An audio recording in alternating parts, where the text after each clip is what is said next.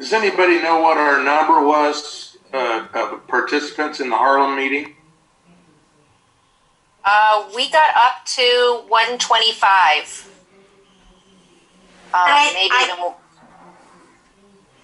Go ahead, Johnny. Yeah. I agree with the 125, but we had thought we had hooked in to a maximum of 500, but there was a technical glitch. So there were several people who were trying to get in that weren't able to. So that was unfortunate. What's fortunate is that we have Dave Heineman. And he YouTubed it all so people could still go back and see it. Yes, I actually had to take a call in the middle of that meeting that I'd been waiting on since 10:30 in the morning, and I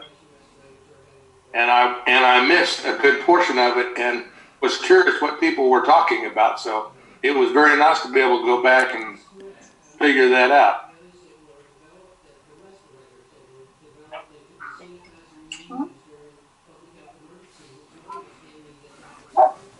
Hey, this is Roger, and I just wanted to give a quick shout out. Hi, Don Creedy. I haven't seen you in a long time. It's great to see you. Hello there.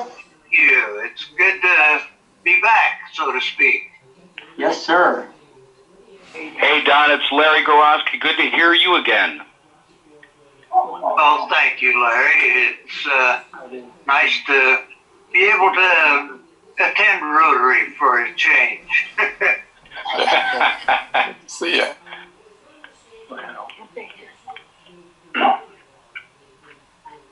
Some of my friends would always say it's better to be seen than viewed. Were you speaking to me?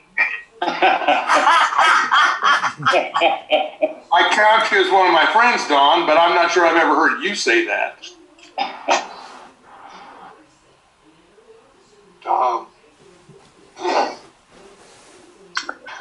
Joni, I'm new to this whole Zoom meeting thing. Where do I go to get in line to get my meal?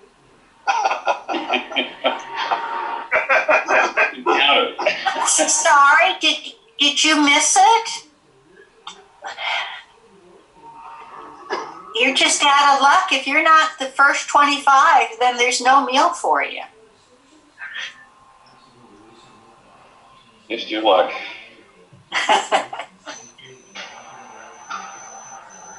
So, Joni, when we're ready to introduce the speaker, Kathleen's going to do, she's got a bio for it.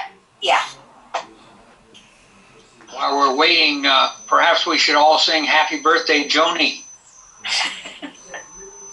Is this your birthday, Joni? No, it's Saturday. Saturday.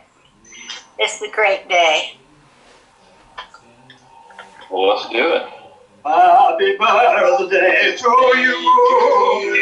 Happy birthday to you. Happy birthday, Joni. Happy birthday to you. That's about the saddest happy birthday I've ever. The fun part of it is that it's recorded. I can go back and listen to it again and again.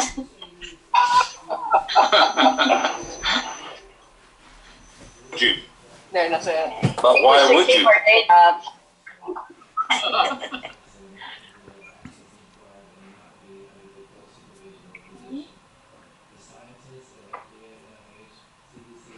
Hi, Larry. This is Don Crady. Hey, Don. This is Larry Dimmitt. How are you? I'm doing very well. Good, good. You're looking good. Thank you. So are you. Thank you. Thank you. There's Kathleen. There's Edie. Right. I see Edie. Yeah. Hello, everybody. Hi.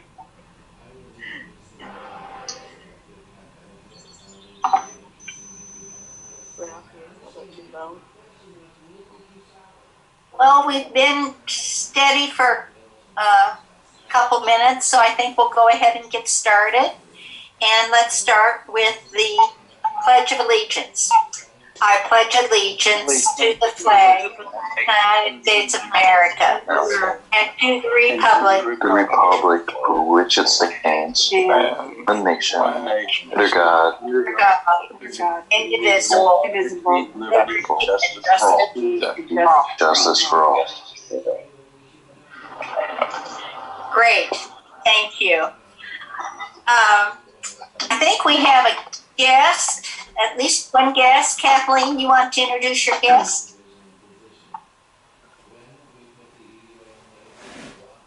Kathleen Marker, can't hear you. You're on mute. Hear me now?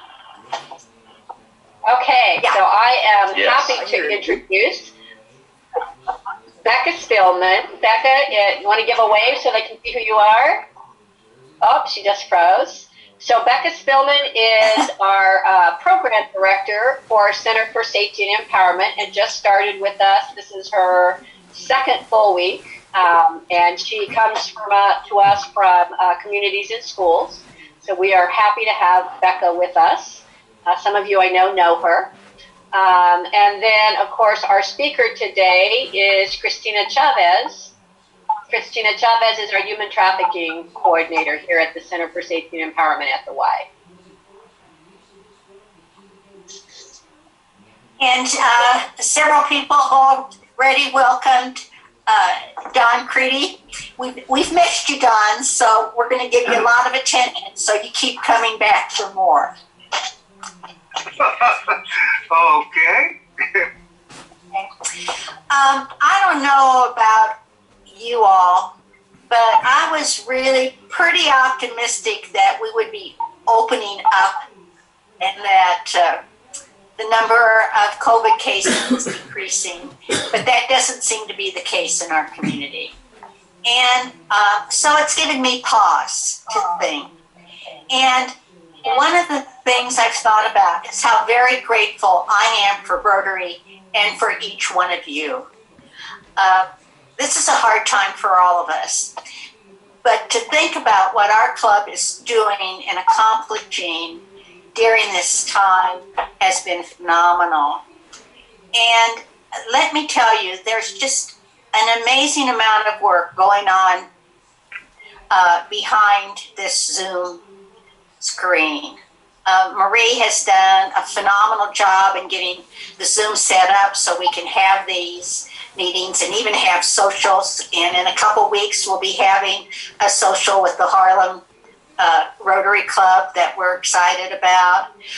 People have provided suggestions of how we can strengthen the Zoom meetings. For example, before the program starts, having some breakout sessions so people can have an opportunity to visit back and forth with them. We have a number of people that have suggested that when we do go back to face-to-face meetings, and I'm optimistic that it will happen, that we also do live streaming for that. So we have people looking into that and arranging that. We have people who are updating our Facebook and our website so that it can be a branding and a really helpful tool, which has been neglected for a little while. There's just a phenomenal number of people that I call and will do an ask, and they come through. And not only do they come through, but they do it with a smile and on a timely basis. And that's each one of you who make a difference.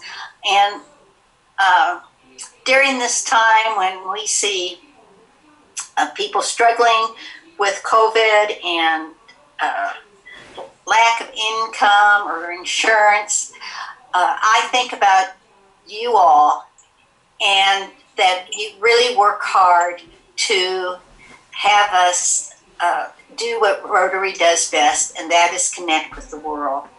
And so I wanted to take this opportunity this afternoon to thank each and every one of you. And it's going to be a little while yet before we can get our face-to-face meetings, but we have people working on that too, and working on a permanent meeting site. And we're very hopeful that in a few weeks we'll be able to finalize those plans and share with you how we're going to move forward.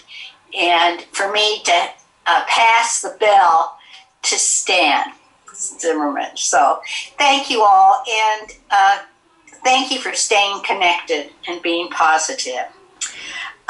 With that, I want to share with you that even though we don't have cups on our individual tables, we do continue to have cup money. And for this month of May, it is the Capper Social Language Assistance Program. And I'm hopeful that we'll be able to get a description of what that program is.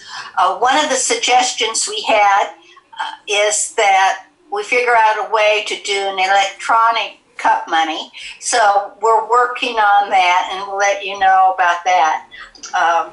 In the interim, if you want, I don't want to hijack anything, but I wanted to jump in and offer, I will be glad to cover 1 week. I'll do $100, and I'll send that into the Topeka Foundation later today. Thank you. And this is what I'm talking about. That is just an example of what happens in our club when we talk about a need. People come forward and make a contribution. Thank you very much, Roger. And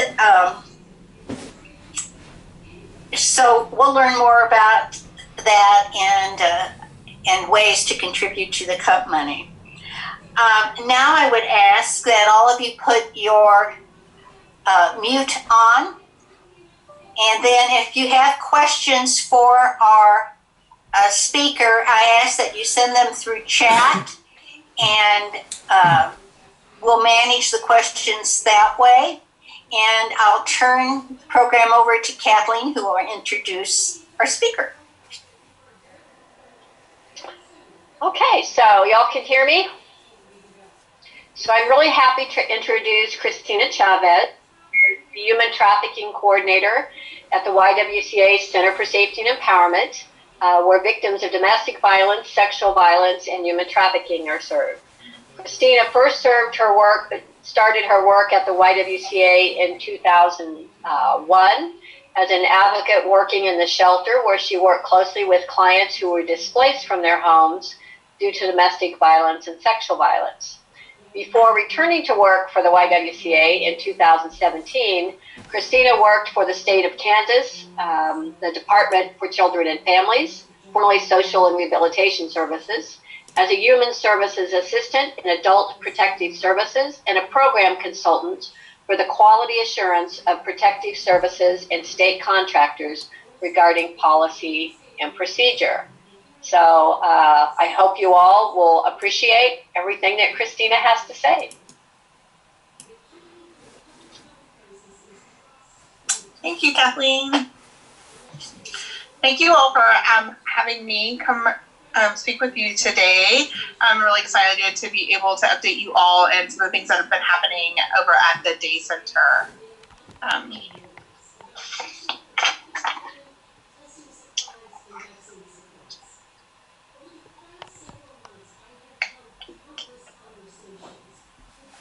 We had our ribbon cutting back on November 22nd of 2018, which just seems like not too long ago. See all of us in our super excited faces and the super sharp scissors. When we look back at our last year, we kind of just decided to make a quick timeline and look at what all we were able to accomplish. And it is amazing what can happen in a year when you put some of the community partners in Topeka together. So recently, Kathleen had said, let's look and see what that looks like. And so we put together a timeline of what happened back when Kathleen did a presentation to the day that we opened our doors, November 25th of 2019. It's just amazing what can happen in just a little over a year. So So when you first walk in the doors of the day center,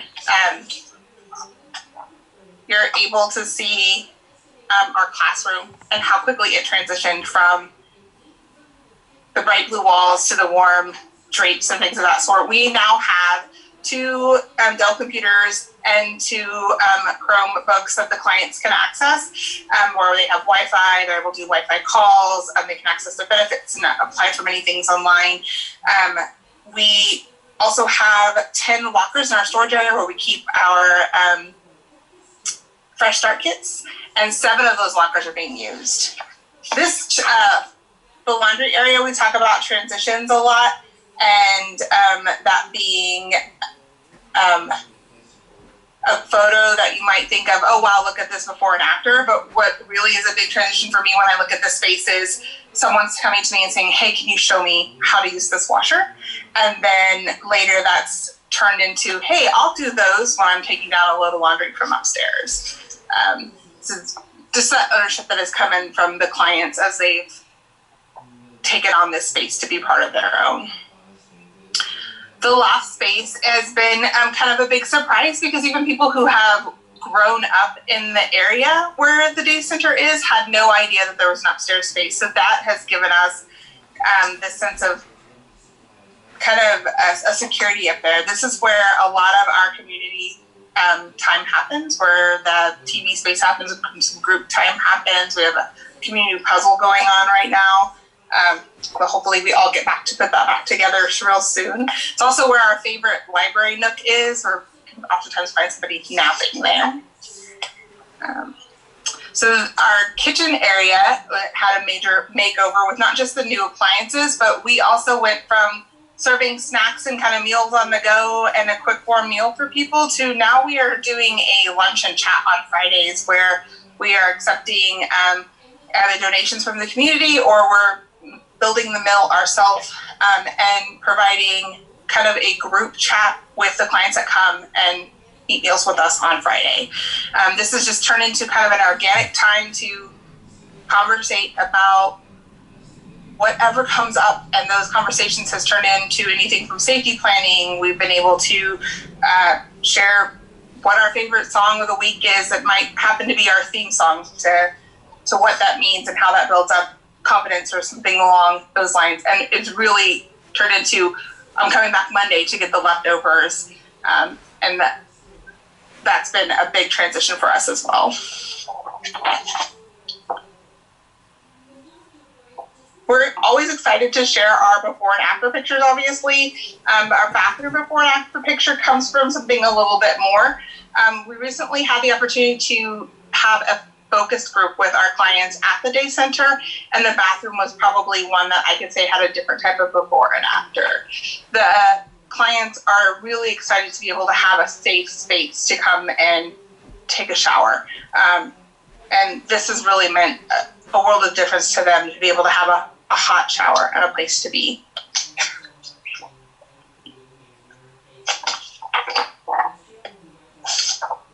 The resting space is a spot where it's not unheard of to have somebody come in and be there for the entire time that they have come in. They come in, they eat, they might take a shower, and then they spend the rest of the day maybe napping. They might come down and do some case management, check in, make a few phone calls, but this has been a big difference from having the chance to nap in our break room at the office to having a safe place to be able to close the door, turn off the lights, and actually sleep on a bed for several hours.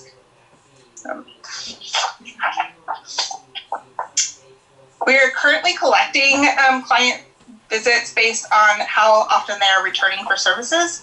We can kind of see how our numbers have gone up based on the new clients, so the very first time that they've ever come to the day center, based on how many times they're returning, and then the total visits of those. So we're seeing people come often to get some of those case management services, build up on some of that trust, and returning to use things like their lockers and do their laundry, come in for groups, check back in on things with us frequently. So.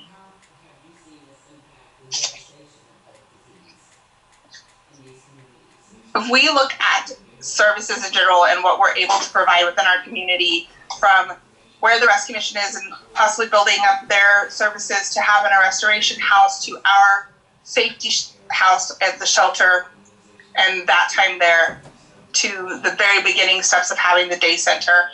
We are able to kind of have a full spectrum with this opportunity from the Rotary and allowing us to start these services here. So this really truly gives us the need to build up what we know with victims of human trafficking takes a long time of building up trust to meet those needs over a longer period of time. This is a great starting point for us.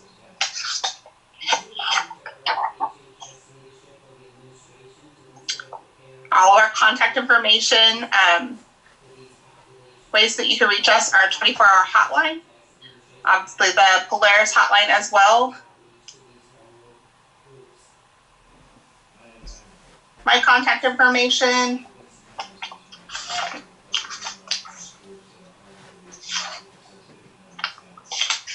More ways to connect with us. And then my last little bit would be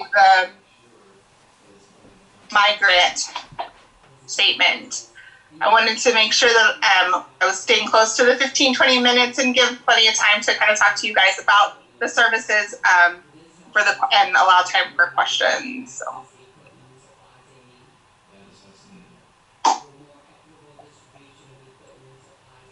Thank you, Christina.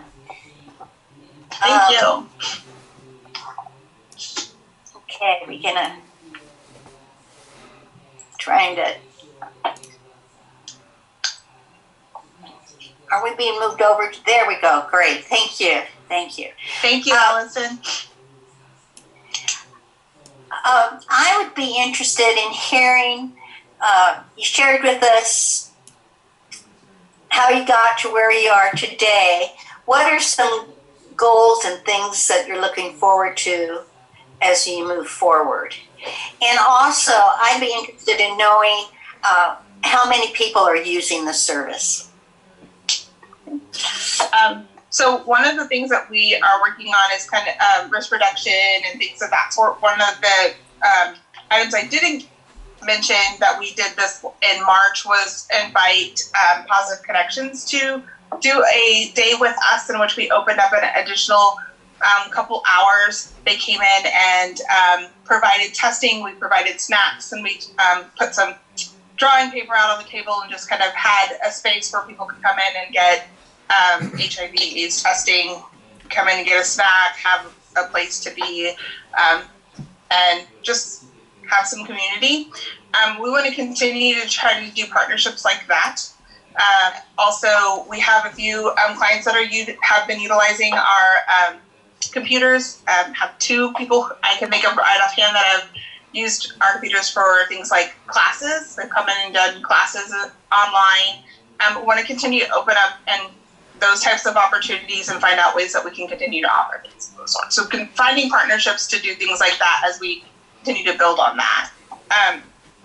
Client number wise, we're basing our numbers right now off of the amount of visits that people are coming back. So in March, we had a total of 36 visits. So 36 times that people came through the door in the month to come in, come to group, or come have a meal, come take a shower, come do laundry, come get case management services. So we're basing off of visits total.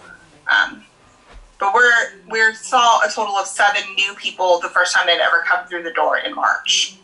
So that answer your question?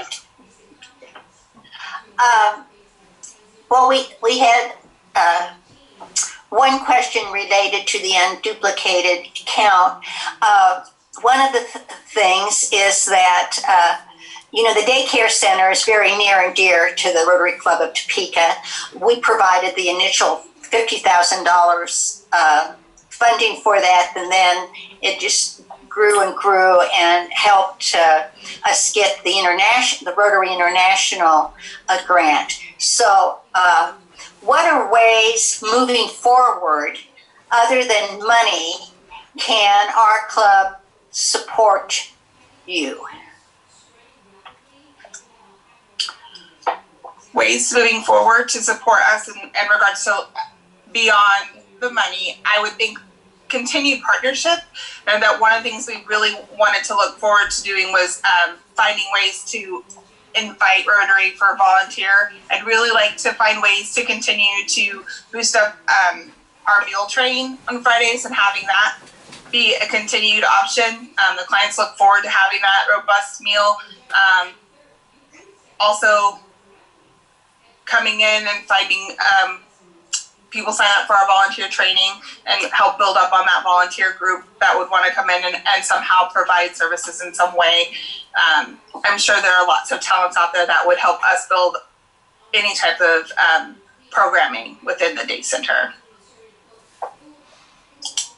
Okay.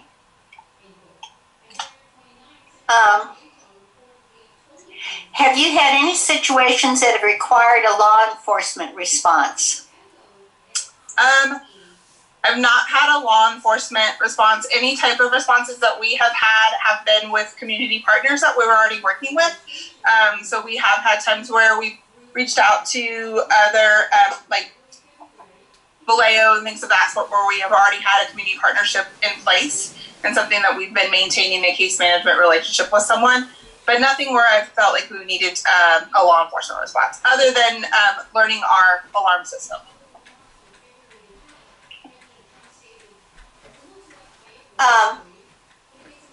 What success outcomes do you use to measure your program?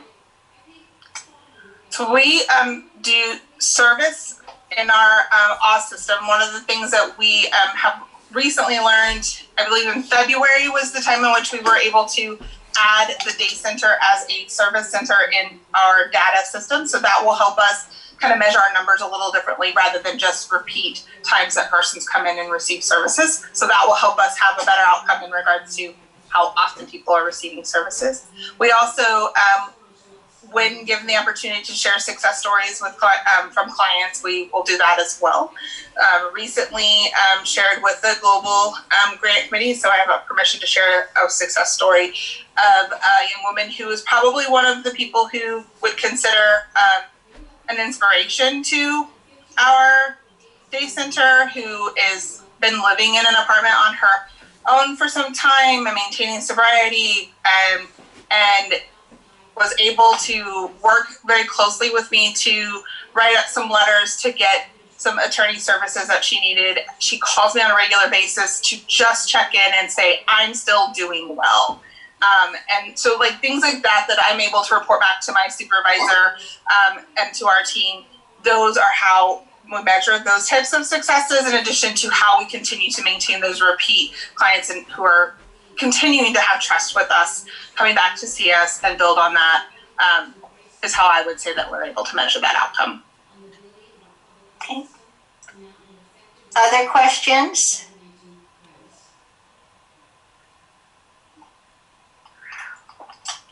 Joni, Well, thank you. Go ahead. This is Larry Dimmitt. I tried to put it in the chat box, but I was just curious what percentage of the visitors are human trafficking victims, and what percentage would be domestic abuse victims? I don't have an exact percentage. I can probably get that emailed over. I'm sure Allison can help me figure out how to get those numbers out to you guys. I will see maybe a handful, 2 or 3, that would be domestic violence clients, and that's because they're receiving services and know that we're open. Mostly, I am seeing human trafficking clients that are coming in to the day center. A lot of times we are seeing what we call polyvictimization, so people who have experienced both victimization types. So they've survived both domestic violence and human trafficking.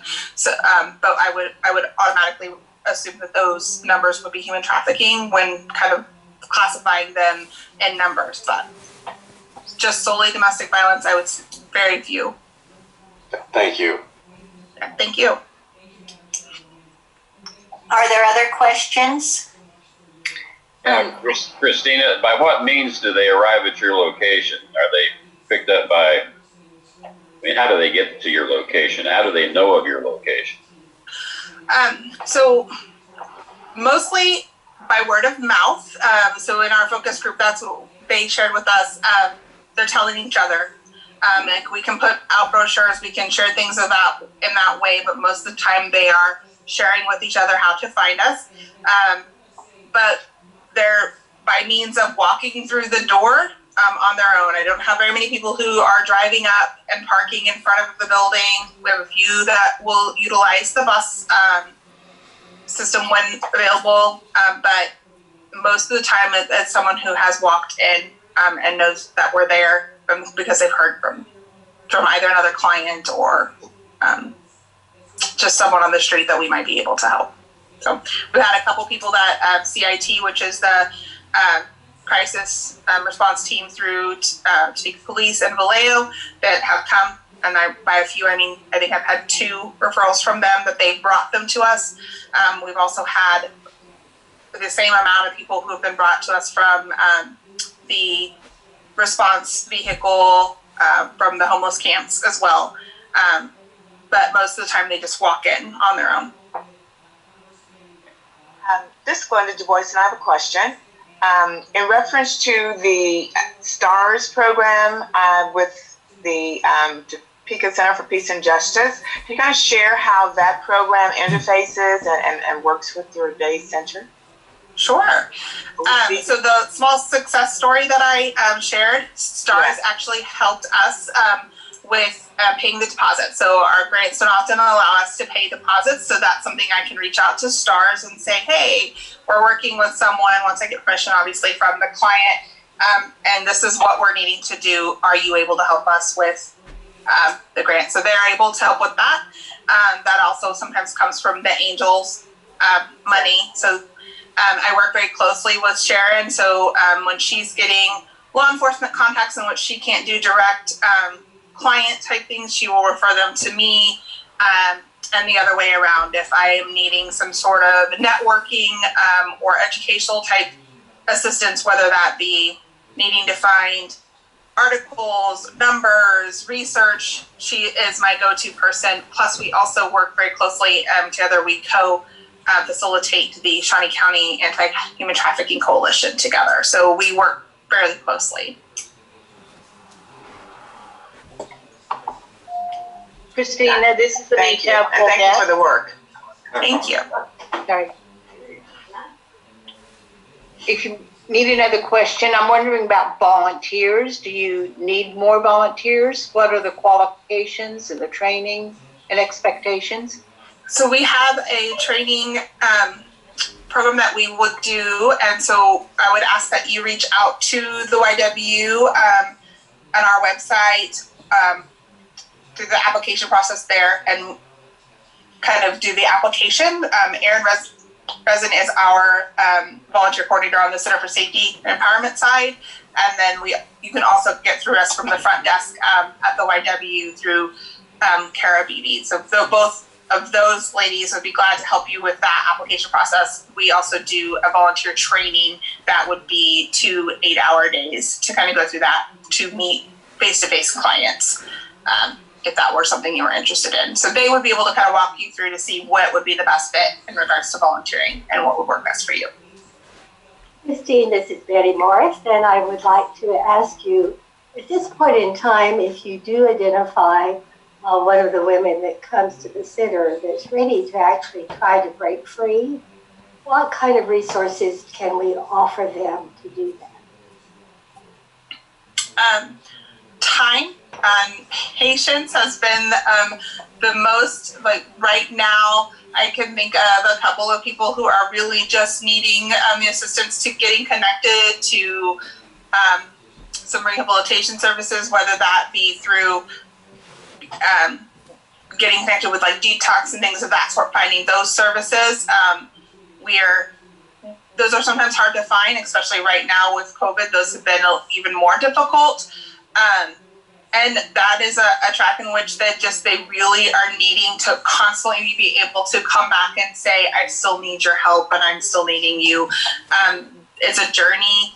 It's a long walk. And so those desires are that we continue to be there. The success story that I was able to share is someone that I've worked with her since my entire return back to the Y, so since 2017.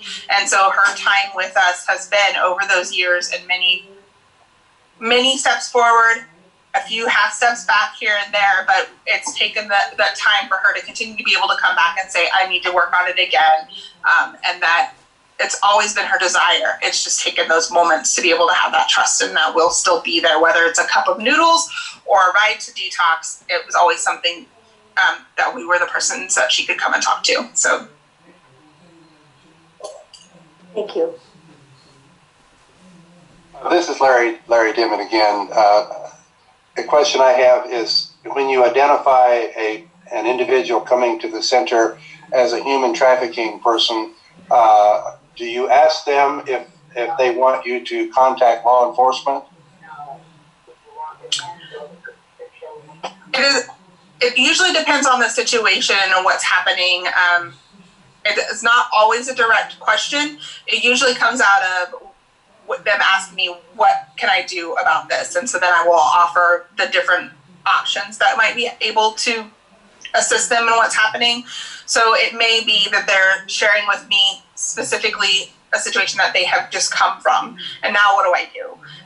And so I will talk about what that step might look like. This is if we're thinking we want to report, this is who we could report to, this is what that might look like. We're looking for safety, we need to find a safe place to be, this is what these steps might look like. So I offer all of those options and then go with whatever they're feeling. So we always offer all of those options up. It's never really just an outright direct question. A lot of times the trust is not there for law enforcement and what they've been experiencing. I do have people who will come out and say, I'm ready to report. And so we'll make contacts with the contacts that we have in law enforcement and set that up and have meetings. But I usually wait for the right time to interject whether or not that's the best fit for them. Thank you. Thank you.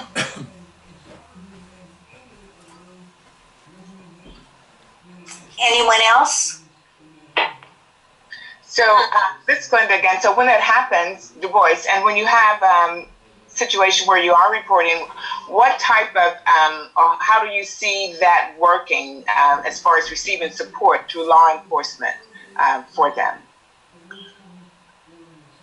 So we have a couple, depending on where the situation may have occurred or what exactly they're wanting to report.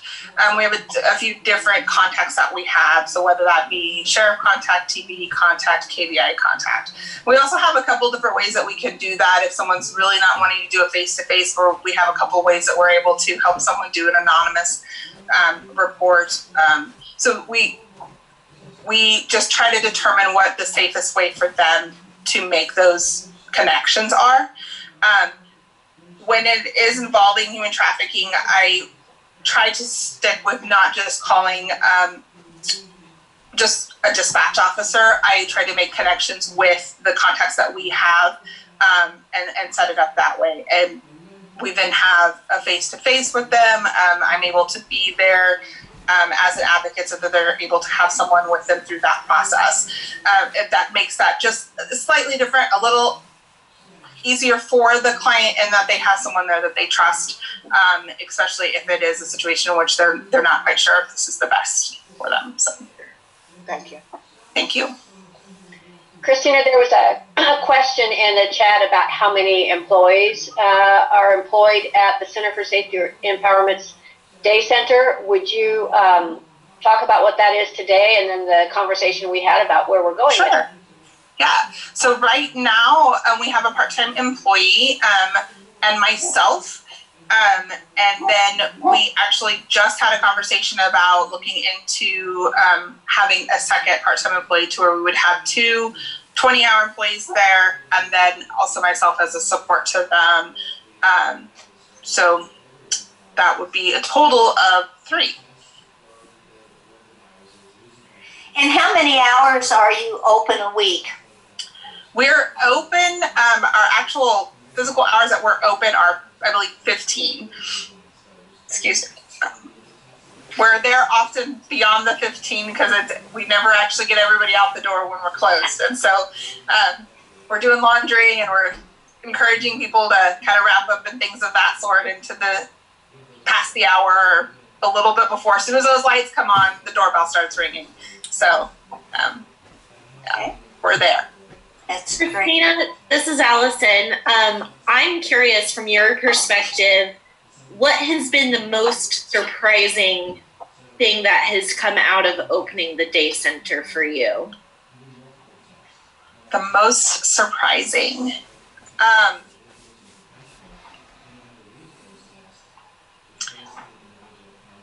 I don't know that it was the most surprising, but the fact that when people come in, they are there for the day. So if we open at 8, they come in and once they walk in the door, the first question usually is, how long can I be here? Oh. And then through that and the opportunity to have our focus group, which was part of another one of our grants that allowed us to have that opportunity, we learned that the clients want services like this. It's not that they're looking necessarily for shelter, but they want other places, much like day center, to go and have that space. They want pop-up day centers all over Topeka. They had ideas of where we should have them. To be able to have a place to go and have a hot shower safely, to have a hot meal safely, to have a safe space in which they can go and connect with and make those phone calls. That to me, I don't know, was a surprise because we knew that it was needed, but the fact that it has been continued and that when someone comes in, that's the question. I can stay till noon today, or I can stay till 5 today, is how long they want to be there, and they're there until we're closing. Or they might pop out for 10, 15 minutes because they need to go do something else, turns to 45 minutes, but they're back until we close up. So that, I think, has probably been very welcoming.